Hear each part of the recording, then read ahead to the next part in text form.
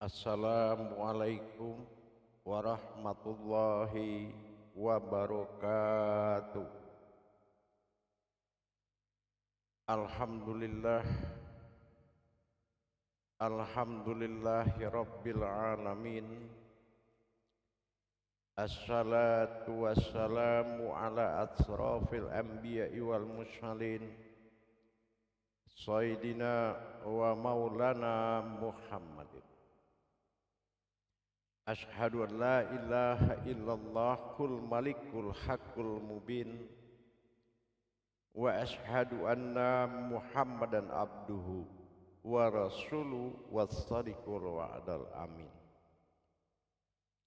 Allahumma sholli wa sallim wa barik wa karim ahzanul nabil karim, ihdinil ladzi min jamalika wa innal ladzi min jalalika wa innahu min kitabika wa tuhirin wal mujahidina amma ba'du. Ibadullah wa ittaqullah. Bersyukur kita kehadiran Allah dengan mengucapkan alhamdulillahi rabbil alamin atas segala limpahan karunia rahmah dan hidayahnya, serta dengan izin dan ridhonya kita dapat menjalankan amanahnya, beramal dan beribadah, berilmu, berpengetahuan. Insyaallah bersalam kita tidak akan pernah kita lupakan. Marilah sama-sama kita sampaikan kepada junjungan kita Nabi Allah, Nabiul Akhirul Zaman, Rasulullah Muhammad sallallahu alaihi wasallam. Atasnya kalimahnya kita kalamkan dengan membacakan Allahumma sholli ala sayyidina Muhammad wa ala alihi sayyidina Muhammad. Alhamdulillah, bertemu lagi dengan saya Guru Mursyid Syekh Nur Muhammad Buya Irwan Maulana Al-Khalidi, Pasaman, Sumatera Barat.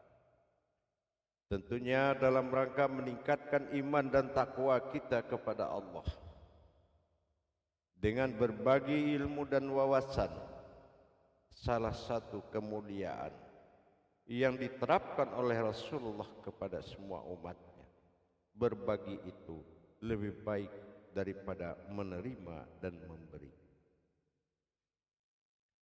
Alhamdulillah, dalam makom Majelis Zikir Ma'rifatullah Indonesia di bawah naungan Yayasan Islam Hidayatul Mubarakah, tentunya yang paling utama sekali wadah syiar kita YouTube Buya Pasaman Timur.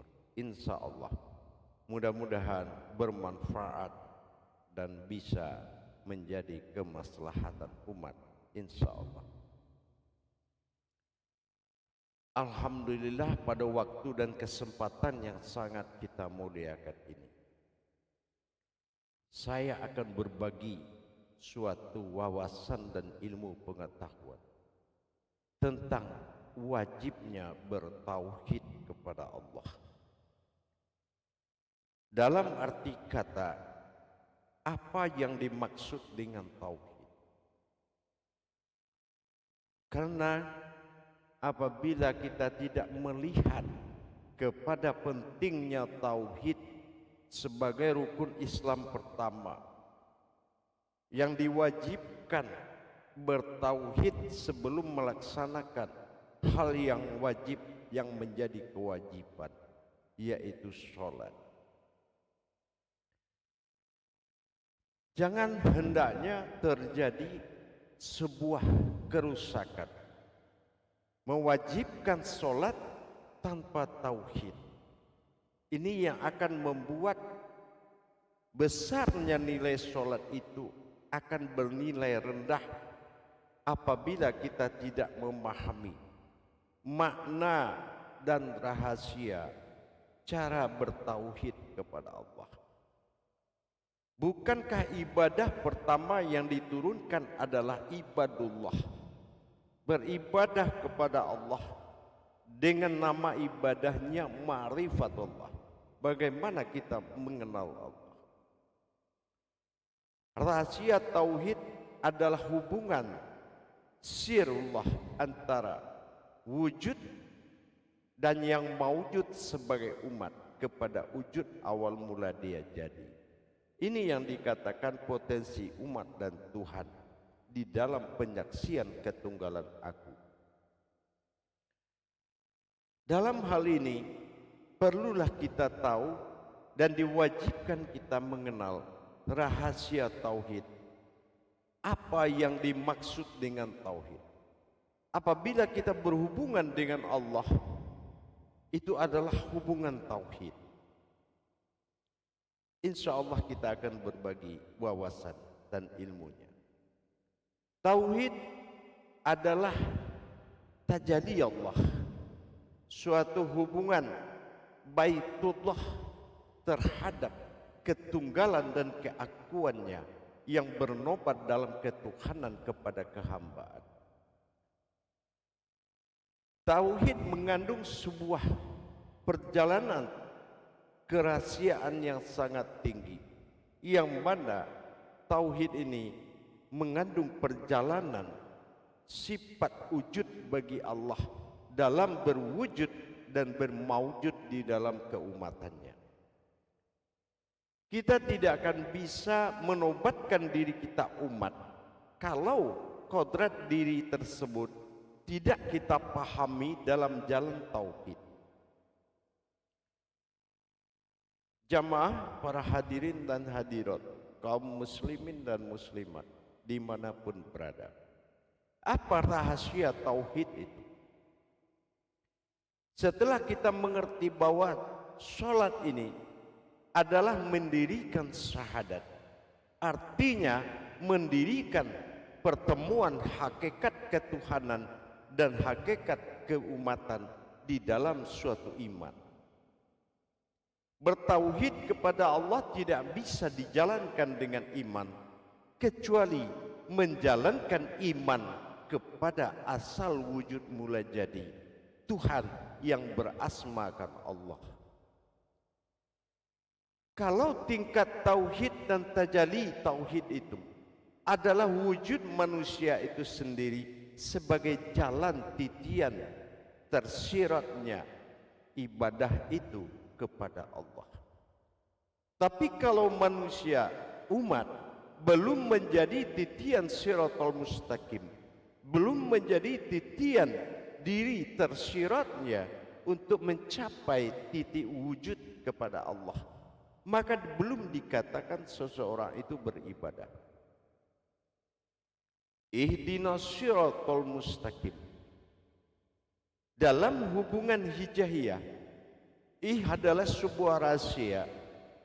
Perjalanan dalam bentuk wujud din, nas adalah manusia, sirat tersirat yaitu diri hakikat dan berwujud kepada satunya Allah mustaqim dalam tingkatan takwa. Manusia itu adalah jalan. Maujud yang ada di hadapan pandangan kita adalah sebuah jalan. Jalan seperti apa? Diri seperti apa yang akan bertajalli dalam tauhid? Yaitu diri yang dikatakan siratal lazi, yaitu diri tersirat. Na aku an batin am yang terlihat. Ta'ala adalah kodrat Tuhan. Ihim berwujud diri. Apakah kita sudah menjadi kodrat sirnya Allah, ruhaninya Allah yang menjadi diri tersirat, yang menjadi jalan bagi ruhani dalam tumpangan kembali dari maujud kepada wujud dan berakhir di wujud, tempat jatuhnya kubah pertemuan sebuah umat dan sebuah wujud Tuhan. Kita akan perlihat Bagaimana tajalli tauhid dan rahasia tauhid tersebut? Sebagaimana yang pernah saya sampaikan, tauhid adalah perjalanan ketunggalan Tuhan. Ketinggalan bagaimana kita memahami ketunggalannya. Perjalanan wujudku dalam berwujud dan bermaujud, inilah tauhid. Orang yang akan menjalankan tauhid adalah orang yang tidak menyekutukan kodrat yang diamanahkan kepadanya untuk mencapai wujudnya lagi dalam rangka tenggelam dalam wujudnya Allah. Jamaah para hadirin dan hadirat rahimakumullah. Perjalanan tajalli Allah, bertauhid kepada Allah, harus kita pikirkan mana wujud diri yang berasal dari Allah, yang wajib diperjalankan kepada Allah dalam masa din atau Islam memperjalankan. Jangan-jangan kita memahami agama tapi tidak memperjalankan agama. Ini juga tanpa tauhid tidak mungkin bisa tercapai perjalanan tersebut, atau din atau Islam, dal perjalanan alif wujudnya Allah, nun kepada hayatnya.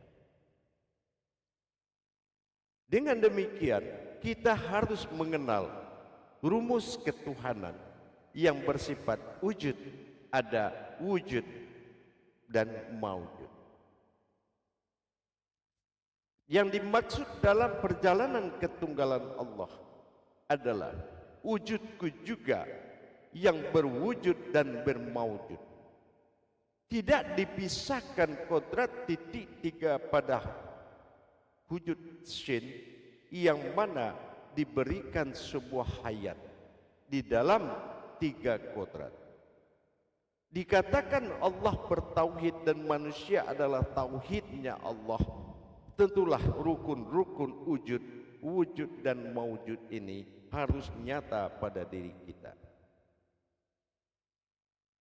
Pertama kita mengenal rukun wujud, rukun adanya Allah.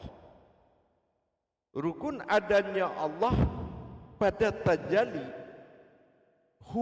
keakuannya Allah ada pada tiga kodrat awal mula jadi, yaitu ada aras, ada qudsi, dan ada karamatullah. Apa yang menjadi awal wujud berdiri dari wujud ketunggalan? Yaitu berdirinya sebuah kodrat, yang mana kodrat awal jadi adalah aras yang menggerakkan batin pada markubah jantungnya manusia. Itu yang dikatakan alif. Yang berwujud pada kodrat yang sama, itu yang dikatakan kodrat. Yang berwujud pada kodrat yang sama adalah yaitu qudsinya Allah, kekuasaan. Kekuasaan asal wujud pertama jadi batin yang berwujud bermaujud itu berkodrat awal pada lam jalalah. Lam jalalah adalah batin yang menjadi hayat dan bermaujud pada an-nazir. Setelah itu baru kita akan melihat kepada karamatnya. Kita melihat pada karamatnya dengan berdirinya alif lam alif, yaitu berdirinya sebuah rahasia. Aras, qudsi dan keramat awal wujud akunya ada. Di situ berdirilah. Wujud kodrat adalah aras yang menggerakkan batin. Itu yang dinamakan kodrat. Dan yang menjadi suatu hayat bagi Allah adalah alif yang menjadi hayat.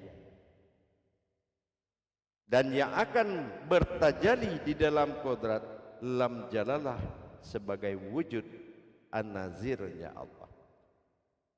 dari tiga sifat aku tadi, maka Allah berwujud di dalam tiga kodrat, yaitu dalam masa wujud adanya aras pada menjadi batin, adanya kudsi menjadi zat, adanya keramat menjadi nur. Inilah tubuh fanafilah, tubuh awal semuanya terjadi. Tubuh awal, tubuh dasar, batin, zat dan nur, uluhiyah, ma'ul hayat, dasar terjadinya hayun dan hayat. Dengan kesempurnaan wujud Allah berasal dari zat yang dijadikan awal dinamakan kunah, itu yang akan menjadi tajalli wujud, yaitu zat yang berkodrat pada batin, zat dan nur, berasal dari zat kunahnya Allah. Kunahnya itu zat awal. Dengan kesempurnaan sebuah wujud, maka aku bermawujud pada zahirku sendiri. Disitulah Allah menempatkan tiga sifat lagi bertajalli dalam zahir, menjadi kodrat, iradat dan ilmu. Ini yang menjadi penampakan sebuah diri sifat, yang mana diri sifat ini dalam kehendaknya dijadikan dari zat kunah dimawujudkan berupa zat kunal. Zat kunal inilah asal muasal nur terjadi, yang menjadi pujaan dari seluruh ruh. Karena berpadunya di dalam kodrat, iradat dan ilmu dalam satu wujud maujud, maka ini menyatunya dua zat kunah dengan zat kunal, ini dinamakan penyatuan sifat ya ahadnya Allah. Penyatuan sifat ahadnya Allah inilah yang menjadi timbulnya asma zat kunah awal, dan disitulah terbitnya wujud zat kunal berupa nur yang memuji kepada zat awal tadi, dinamakan Nur Muhammad, nur yang memuji. Dengan menyatunya menjadi satu kodrat, iradat dan ilmu, maka tubuh yang bersifat hakikat tersebut dinamakan tubuh Ahmad, yaitu tubuh batin dari rahasia Allah. Dalam hal ini barulah kita memahami bahwasanya untuk mentajalikan ketuhanannya Allah dalam perwujudan Muhammad, an-nazirnya Muhammad, mewujudkan zahirnya Allah dalam berwujud Muhammad, mim ha mim dal, dalam bentuk kepala, dada, perut dan kaki. Dalam tajalli Nur Muhammad inilah sehingga kodrat yang menjadi 9 tajalli kodrat, aras, kudsi dan keramat untuk keakuan dirinya sendiri, dan bersekutunya dia dengan sifatnya sendiri dalam kodrat awal, yaitu batin, zat dan nur, dan maujud pada zahirnya sendiri dinamakan kodrat, iradat dan ilmu. Dalam wujud itu tersebut, dengan tujuan menjadi hayat dari sekalian alam, karena aku ingin menjadi Tuhan dalam kutsinya Allah, maka Allah memberikan sebuah wujud diri sifat, diri yang tidak berasal dari langit dan bumi, adalah diri sirnya Allah yang terbangkit dari aras, kudsi dan keramat. Wujud di dalam batin, zat dan nur terlihat di dalam masa kodrat, iradat dan ilmu. Dalam perjalanan tajalli tauhid tersebut, maka nyatalah syariat itu tumbuh oleh nurnya Muhammad sebagai kodrat yang memuji. Berlakunya sebuah ibadah setelah bertajallinya pujian yang dimaksud oleh Allah adalah menjadikan Rabb bagi kuasa zahirnya untuk menguasai sekalian alam dengan tumbuhnya persatu dan kesatuan kodratnya Allah, zat dan hayatnya Allah, maujudnya adalah Nur Muhammad yang berupa-rupa pada wazir Allah dalam batu wajah bagi Allah dalam hak zahirnya Muhammad. Ini yang dikatakan rahmatan fil alamin.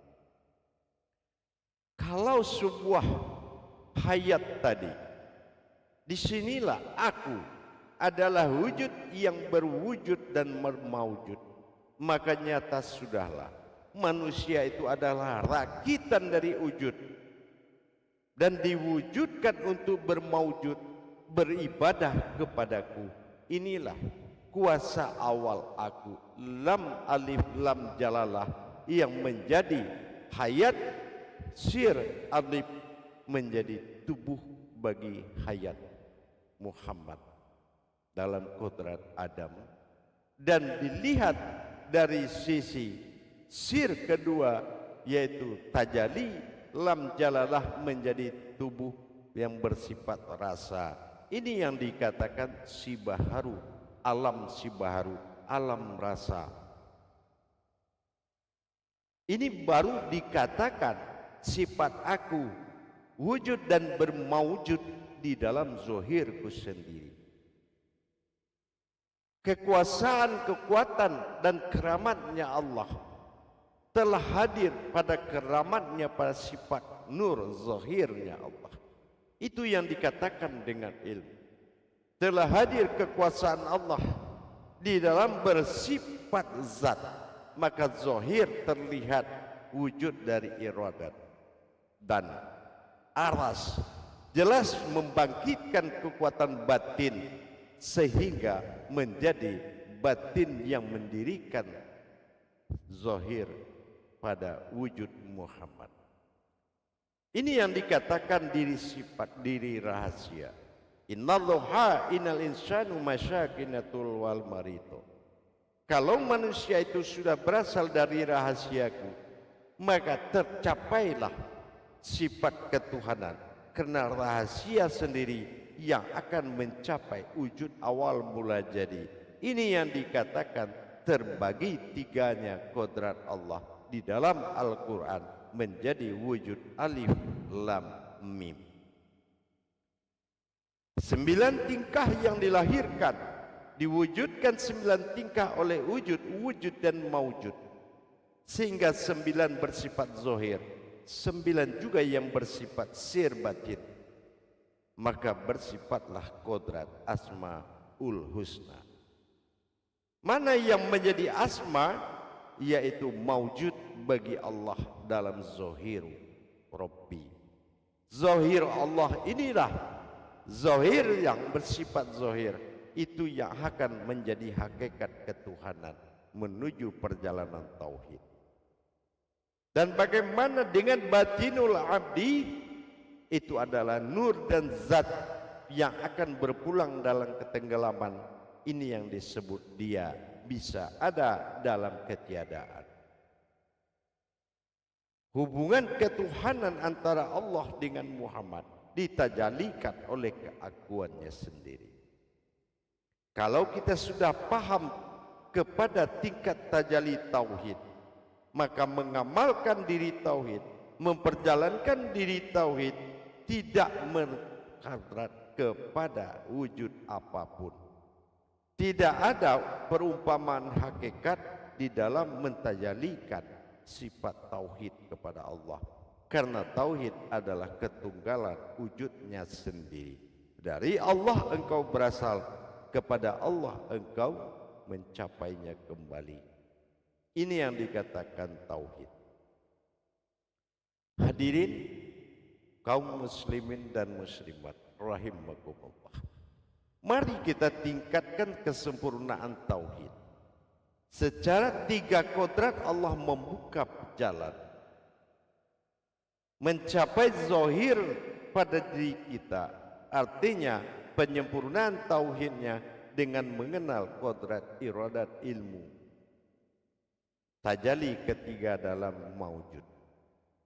Menyempurnakan diri hakikat dalam wujud, maka kita wajib mengenal dalam ibadah dikatakan dengan diri fanafillah atau batin zat dan nur atau diri rabbani. Ini ibadah. Kalau kodrat iradat ilmu dalam masa nur atau dikatakan kunal, zat yang dititipkan kepada alam, itu disebut dengan amal liyah atau sa'adiyah atau ibadah tidak langsung. Ini pun kita harus dirikan. Kalau tidak ada derajat penamaan atau rububiyah dari hidup kita, sesungguhnya kita telah membawa kebatilan ke makom kesuciannya Allah.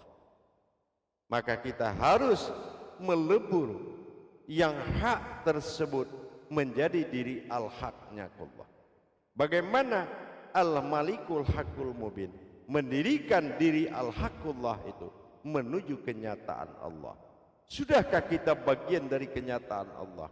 Kalau memang kita sudah menjadi kenyataan Allah, benar, al-malikul hakul mubin, dirikanlah al-haq, diriku yang hak, mubin dengan nyata. Sudahkah kita bisa bernapas menarik sembilan itu berwujud pada kodrat wujud dan maujud? Tentulah bagaimana wujud ini menjadi satu. Wujud dan maujud akan tenggelam menjadi wujud, maka kodratku sendirilah yang mampu menghadap kepadaku. Inilah tujuan tauhid. Makanya tauhid itu wajib kita kaji, wajib kita pahami, karena yang bertajalli di dalam sholat, zikir dan segala perbuatan ibadah adalah tajallinya tauhid. Makanya di dalam rukun Islam, tauhid ini adalah awal menjadi sebuah rukun untuk mentajalikan ibadah. Insya Allah dengan kita sudah memperjalankan iman kita dengan mengenal wujud ketuhanan, mewujud ketuhanan dan wujudnya Tuhan yang menjadi kodrat satu hayatullah yang disebut dengan minan nas, itu adalah kehidupan Allah, yaitu adalah manusia yang menjadi hayatnya Allah. Dekatkan diri kita, bermukarabun kita kepada tingkat tauhid, perjalankan diri kita kepada tauhid, sehingga tauhidin Islam sudah bertauhid. Jangan hendaknya kita mengerjakan pekerjaan tauhid tapi diri kita belum bertauhid kepada Allah. Mari kita tingkatkan dan berusaha mencari guru yang hak, mursyid yang hak, menjadi amirul mukmin. Berdoalah kepada Allah, sujudlah dan istiqarahlah. Semoga kita bertemu dengan ahli diri kita yang akan membuka ijab diri kita, sehingga sholat itu sahadah. Begitu juga dalam hidup. Kalau sudah semuanya langsung, maka terjadilah keumatan dan ketuhanan di dalam wujudku sendiri. Maka yang dikatakan sudah mendapatkan Islam yang hak. Mudah-mudahan menjadi keberkahan dan menjadikan kebenaran, sehingga ibadah kita mencapai titik hidayah dan mendapatkan karomah, barokah dunia akhirat, zahir dan batin. Insya Allah itulah rahasia tauhid yang insya Allah kita berbagi. Mudah-mudahan bermanfaat. Insya Allah. Baik para hadirin, para hadirat, kaum muslimin muslimat, jamaah, demikian yang bisa saya sampaikan. Alhamdulillah, mudah-mudahan bermanfaat. Mari kita wajibkan bertauhid kepada Allah sebelum kita melaksanakan tugas ketuhanan dan keumatan yang diatur dalam iman. Kalau iman kita tidak diperjalankan tauhid dengan tauhid, iman mana yang harus kita pakai dalam sholat? Inilah pentingnya, karena sholat itu adalah perjalanan iman, bukan pekerjaan iman. Insya Allah begitulah rohani kita butuh diperjalankan dengan iman kita. Iman itu yang disebut dengan tauhid. Imanullah awalnya adalah beriman kepada Allah dengan mengenal Allah. Insyaallah mudah-mudahan bermanfaat. Akhirul kalam, wabillahi taufiq wal hidayah. Wassalamualaikum warahmatullahi wabarakatuh.